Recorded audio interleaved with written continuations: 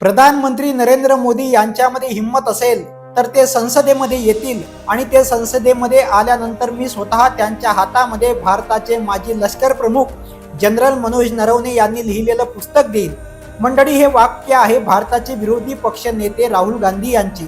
राहुल गांधी यांच्या या आव्हानानंतर प्रधानमंत्री नरेंद्र मोदी साहेब आपल्या नेहमीच्या घाबरट स्वभावाप्रमाणे संसदेमध्येच आले नाही। मात्र या पुस्तकामध्ये असं काय लिहिलं होतं की ज्या पुस्तकाच्या भीतीपोटी नरेंद्र मोदी साहेबांनी संसदेमध्ये येणं टाळलं?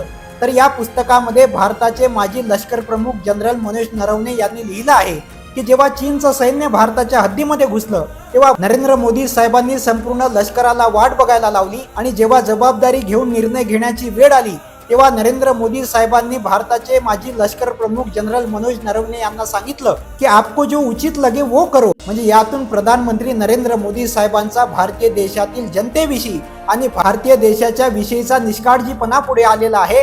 परिणामी विरोधी पक्षनेते राहुल गांधी यांना या पुस्तकाचं वाचन करण्यापासून संसदेमध्ये रोखल्या गेलं, कारण प्रधानमंत्री साहेबांचा सगळा भोंगळ कारभार या पुस्तकामध्ये लपलेला आहे। लक्षात ठेवा। जय हिंद, इन्कलाब जिंदाबाद।